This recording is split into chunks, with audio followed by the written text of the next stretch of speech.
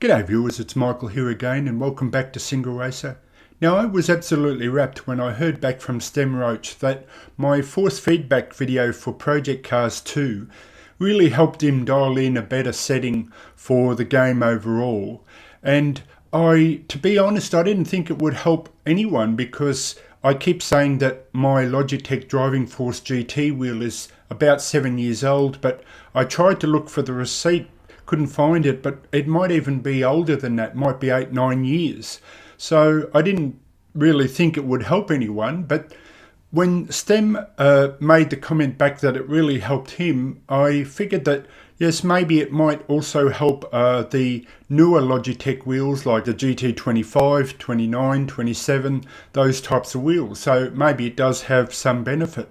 But in Stem's comment reply here, he asked that could I do the same for Assetto Corsa.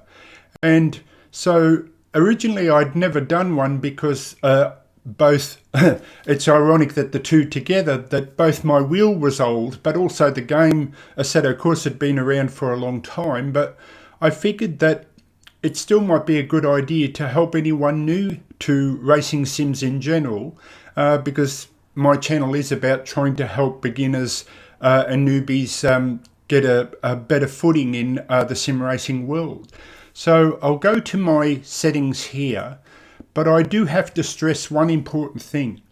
My settings come about because of a fantastic video by Mike Smith over at Sim Racing 604 in relation to 3 apps, the main one being FFBClip, and he goes into detail about how to set that up. Now, just like Project Cars 2, this is out of the game.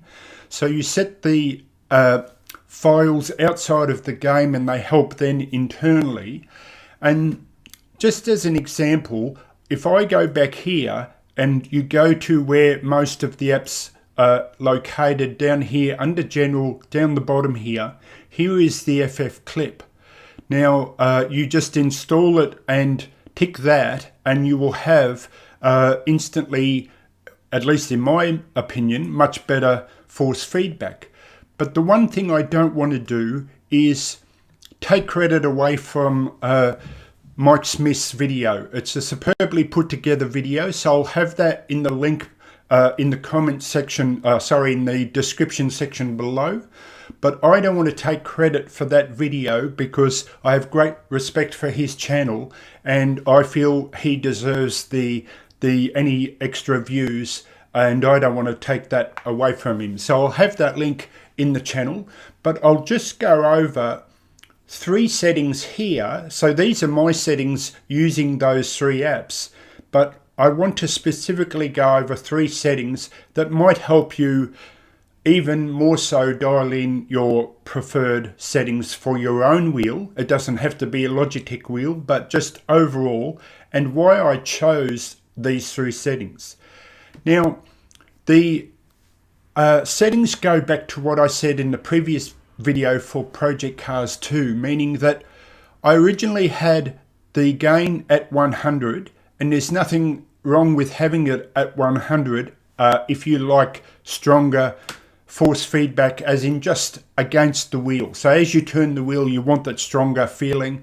That's perfectly fine to have it there. I just like the lighter wheel because I got to that point, as I mentioned in the previous video, that I found that by having stronger effects, you are also masking the hidden kind of subtle bumps when you hit the curbs, especially when the car is sliding. All those kinds of things get masked by having too heavy a force feedback on your wheel. So now I'm pretty sure from memory that the apps suggest to put all these to 0, because the one thing I learned, which is very important, is I had curbs at 30, road at 50, and I leave slip at 33. I might have had curbs at 33 as well. But one thing they suggested was that by having it at 0 doesn't mean no effects. It actually means no fake effects. So curb, road and slip are essentially fake effects to give you the feeling that if you don't use these apps or you have a particular wheel, you get that more fake feeling, which is not bad, but it is a fake feeling. So by setting these to 0 with using the apps, you get what is arguably a true feeling. So more of a genuine feeling of how the car behaves when it's sliding or losing traction or anything like that. The one exception to that, and this is the key, and I want to stress this point, it's totally up to you. Even if you don't have a Logitech wheel, this is totally up to you. You dial it in how you like it, and I'll give you an example of that. So the most important thing for me, because I've got to be honest and say the most that I use Assetto Corsa for, other than making videos, and I enjoy the mod side of it, but other than that, 80% of what I race in Assetto Corsa is online almost every night on the online servers at Nordschleife.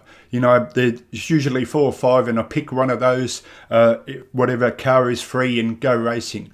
But it has so many curbs. Nordschleife is a very hard track with so many curbs that what I like to do personally is I like to highlight that thing that if I'm coming into a corner and the tyre grip on the road slips and lets go, I want my wheel immediately to go limp, to tell me that in that force feedback that I've lost control of the car, and do either my best to get it back or go slamming into the wall like usual. And but I like that feeling. So even though it's a fake feeling, I do keep slip effects at 33 because I want to exaggerate that feeling of the wheels, the front wheels, letting go. So that's what I mean. You just do it to your personal taste, and you change it to how you like it, and that's a great thing. But the apps definitely help in Assetto Corsa. Now the second thing, and it's not so much a force feedback thing, but it ties in all together because it's your force feedback that's giving you the feeling through the wheel what the car is doing. But I can't be sure. I think from memory, when you first install Assetto Corsa, I think the brake gamma is somewhere around here. But even if you slide it all the way, so let's go all the way to explain it a little bit easier. This means that your brake application, when you hit the brake pedal, is linear. So it's a smooth, linear fashion from the start, so when you touch the brake, all the way to full lockup. Which is essentially the end, of course. But by me preferring it at 240 roughly, so I'll try and get it back. I won't worry about it now, but say it's 240. What this allows me is, because I'm using not only the Logitech wheel, but its default Logitech pedals, which according to stats is the old style of 8-bit pedals, simply meaning that its range from 0 to 100 is not that great. The steps from 0 to 100, you struggle a bit to get finite braking pressure, and the same with the acceleration. But what I like is from 0 to, say, up to 50 or 80 is to have that curve thing here where it's not actually applying a lot of force. So that allows me that if I come in the corner and I slip, I can put on the brake to say 50%, and it won't lock up or helps not to lock up. But the other key thing for me is that because of my technique, slow in, fast out, I like to trail brake. And if you're not familiar with what trail braking is, because it's the first corners as you run out of the tourist track on Nordschleife, is I like to brake as you're coming into the corner, but continue braking into the corner. So you're always reducing speed, but you're keeping the car balanced. And that's called trail braking. And I find personally that this curved thing where the brake isn't at its full pressure from 0 helps me oscillate the brake at a low percentage, you know, say 20 to 50%, and it's smooth. And then if I come into a corner too hot, I can hit 80%, and I can even lock the wheels up if I have to try and prevent crashing into the wall. But 90% I usually crash into the wall, but it's just that personal choice. So, you know, I take it from here to here just to ease that sort of first 50% where I haven't got full pressure on the brake deliberately. So the third thing ties all these together. Now, I do that online racing, and when I do the online server, one of the apps I use is RSR Live Timing, which is just a worldwide based timing website that will take all the times from everyone in the world who does it either online or in the game and records their best time. And if your time gets beaten, it gets recorded again. So you can see against the world how you do. But the other app that I use, which is this one here, which is RSR, which is like a race-based website where you can race against other people. So what I found helps me is just, and this comes back to more your wheel settings with your pedals, is to save two settings where, now my Logitech Driving Force GT has sequential gears, so forward and back, not a H pattern, just forward and back like a V8 supercars here in Australia, and also pedals on the wheel, behind the wheel. So I actually, for F1 cars and anything that doesn't use a H or sequential shifter, I have the two settings where I save one for the gear shift here and one for the pedals behind the wheel.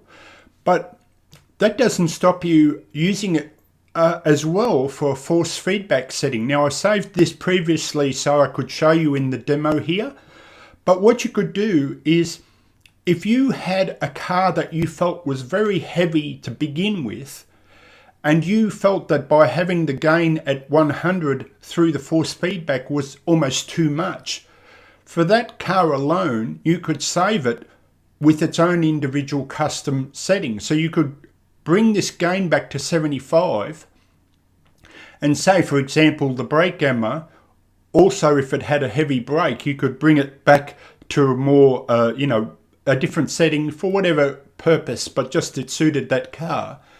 So you could have 5, 10, even 20 saved force feedback settings for here. So let me show you that. So if I load that now, hang on, I'll just check which one I've got. No, so, okay, so let me give you the example. I thought I had it previously saved. So if I save that as 100 here, roughly, and I highlight that one deliberately and go save, when I go back and load this one, it'll reset itself. And if I go back to the one I just saved, it'll reset itself. So for force feedback, not for your wheel, you could have custom settings for each car, or maybe just 2 or 3 cars, like a go-kart or just something where it needed a different force feedback to say your overall cars in general, and you could customize that specific force feedback setting for that individual car. So I hope it helped.